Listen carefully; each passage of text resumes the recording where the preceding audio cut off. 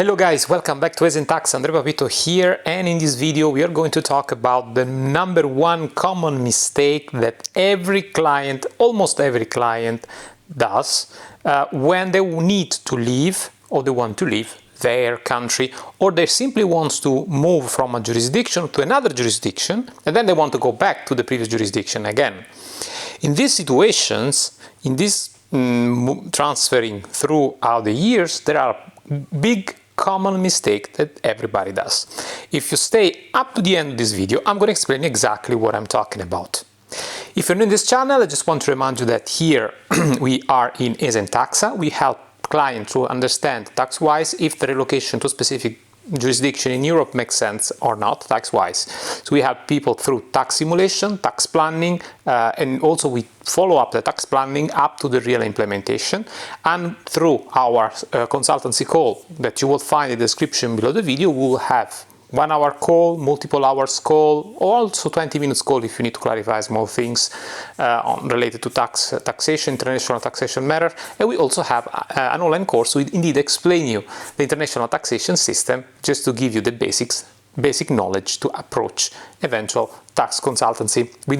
Because normally when we talk with clients that for the first time will move to another jurisdiction, they won't understand exactly what we are talking about. So all the world of the international taxation system is complicated, and with an online course can help you to at least have the basics before approaching us as a tax consultant or anybody else. Now, going back to the topic of this video, here I want to be clear about this big common mistake that everybody does. The problem is when you are leaving a country that is not your country of origin.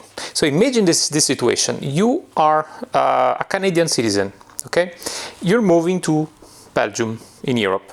Then you want to move to Spain, and then you move to Italy, and then back to Belgium. So because of your lifestyle, you're almost like a digital nomad. Also with your family, you lived, thanks to your work, through different jurisdictions in Europe. Good. In each and every jurisdiction, most likely, you have done all the formal bureaucracy steps correctly to set up your life for the first time, and you have done the proper bureaucracy step in your country of origin, which was Canada at the beginning of this example. But then the problem is that when you move out of Belgium, you move to Spain and then to Italy. Are you doing exactly the same type of formalities needed when you exit a country and move to the other one?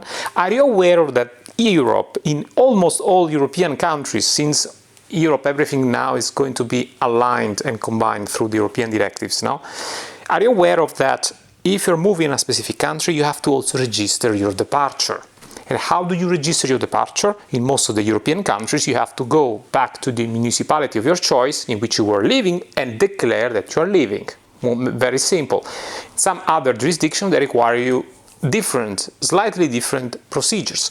But the problem of skipping this procedure, it's quite important, because you might risk to see your tax resident still bound to the previous country of origin, the previous country of passing. For example, based on the example, we move to Belgium and you move to Spain afterwards. Belgium is still your country of residence because you forgot to go to the commune and remove your name. So the name is not just, name means surname, name, all the data all the coordinates that the municipality store in their database. So it's extremely important to, before leaving an European country, to remember, go back to the commune, to the municipality, and tell them, I need to leave. I want the expatriation module to give me some paper in which I officially declare them leaving the country. For two simple reasons. The first reason is that the country, for example, Belgium, can send you over the latest tax file return or the latest communication from the state, from the tax authorities. It's extremely important in the country in which you're living now, which could be Spain. The second reason, as I said before, you might risk to see your tax resident still bound to the country, because Belgium, as well as Italy, Spain, and other countries in Europe, they consider you by default tax resident simply because your name is in their national registries. And in their national laws, this means by default you are tax resident. And then to prove the contrary is an absolute mess. Huh? So it's it's crazy because you have to hire a fiscal lawyer, international fiscal lawyer, because then you have to deal with this problem when you're in another country, for example, from Spain, because Belgium still wants you taxes from you, etc., etc.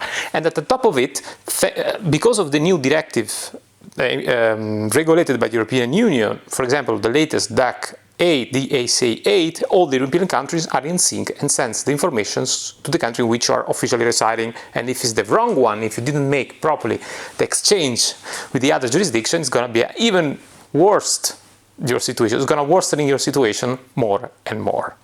So I think this is the big problem. This is also another issue that we have recently with another client. A client that lived in Italy in 2021, I think, and then he left the country forgetting to remove their name from the registry. And then after 3-4 years, he wants to come back, apply for the impatriate regime. One of the tax benefits that requires you to stay out of the country at least 3 years without being tax resident.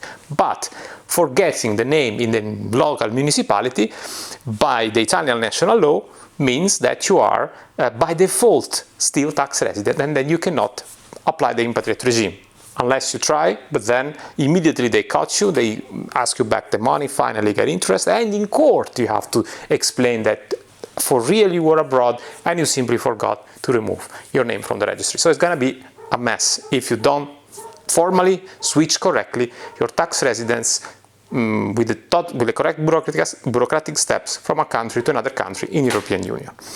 I hope I was clear in this video. I wanted to just talk about this single issue because it's one of the main concerns among our clients and one of the common mistakes that everybody does.